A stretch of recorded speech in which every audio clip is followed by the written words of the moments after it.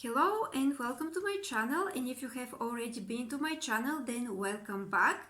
In this video I'm going to talk about how your emotions can actually help your career. Yes, you heard me correctly. Your emotions actually can significantly help your career. My name is Galina. I'm an expert in public relations and mass communications, and in this video I'm talking about how to use different PR techniques to influence your life and your career and even create your own reality. But I'm also talking about people and personal development and growth as a person.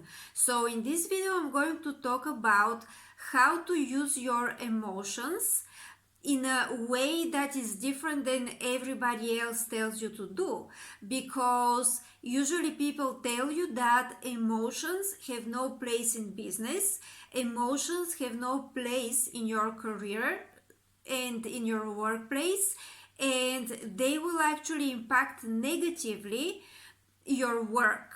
Like your colleagues or your boss will see you as too emotional, or let's say you have a business. Within this business, people will see you as too emotional, and that is considered a negative thing. But let me tell you what exactly is negative. It is negative when your emotions are not regulated and you are expressing them in a way that they impact your behavior.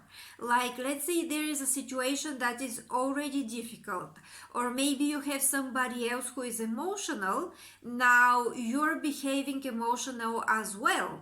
In that high emotional state that makes you uncontrollable, like you cannot control yourself, that is something that impacts badly your career and your work and the quality of your service or product when you have a business, because it is going to be very difficult to handle situations that will occur within this business.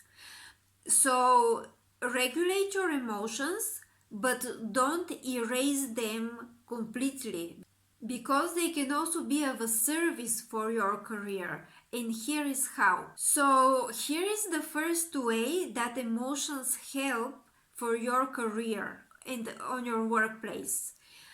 Emotions are actually a part of us experiencing the world and learning about it.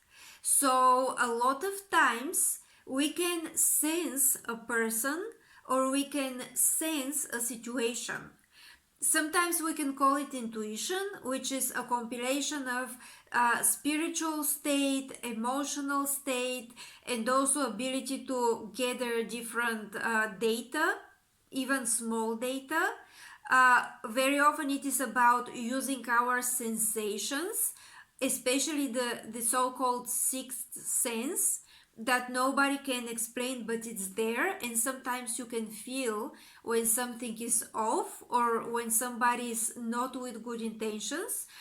Sometimes you can pick on some things that there's no actual actions, there's nothing that tells you that something is wrong, but you can feel it.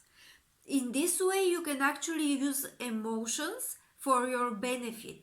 If you are within a situation or around people and there's a negative emotion created, let's say you suddenly become anxious, you feel like you have to defend yourself all the time, you're on defense, maybe you're tense, maybe you have some frustration, you don't really know why, there's nothing that shows you like consciously, but you can feel it. Well, this is one of the ways that you can use your emotions. What emotion is created around this person or those people? What emotion is created within this certain situation or within this certain environment? What is your emotional state overall? Is it the typical emotional state that you want to maintain? Or is it constantly something else, something that puts you on defense and puts you ultimately at a lower vibrational state?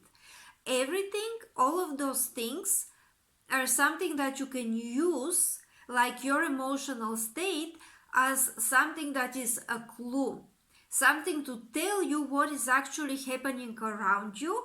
And this is how emotions are originally meant to help us as humans. Because in past times, when humans were living in caves, like the old tribal times, what was happening is you have suddenly fear. You're scared, you're on edge, you feel that fear. This probably means that you have to run because there is an animal that is a carnivore and may chase you. So this is how our emotions are supposed to serve us, to orient us within the environment. And of course, the society has changed a lot. We are not in this kind of immediate threats anymore, but our emotional state still can serve us in these ways if we keep it regulated. Another way to use our emotions to serve us within our career is for influence. And this is happening when our emotions are co-regulated with other person's emotions, because we are actually impacting our emotions in a ways that it's beyond our understanding, beyond our comprehension. Like consciously we can't pick up on that, but we can feel each other's emotions. Our emotional state can influence another person's emotional state.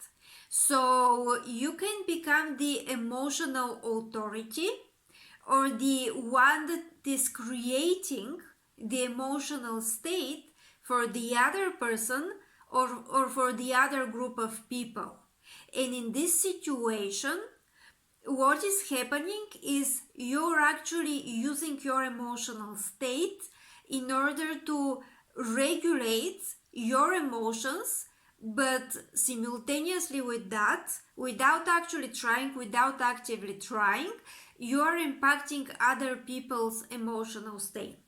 I don't know if you have noticed, but sometimes when somebody is anxious, you kind of pick up on their anxiety. Sometimes when somebody is frustrated, sometimes you can get frustrated too. So this is something that if you really own up on your own emotional state, you can actually impact everybody to be calm. Let's say you are calm, that can impact other people to be calm as well. Let's say you are very relaxed, that can help other people to relax as well. And the third way that you can use your emotions is through empathy. Empathy is something very important, because very often when you empathize with a person, you gain their trust. And sometimes when you have empathy, you can understand people better. You can put yourself on their in their shoes, you can put yourself on their place, and you can actually understand better how they feel, how this situation that is unfolding is registering for them, and you can adjust your actions accordingly so that you can have smoother and more productive conversation or any kind of interaction. So those are the techniques that you can use in order to get your emotions to actually serve you at work, in your career, or in your business. Please let me know down in the comments if you know any other methods. Have you actually used your emotions at the workplace? And I'm talking appropriately, not being overly emotional, not over exaggerating or anything like that. How is this for you on your workplace, in your career, maybe in your business?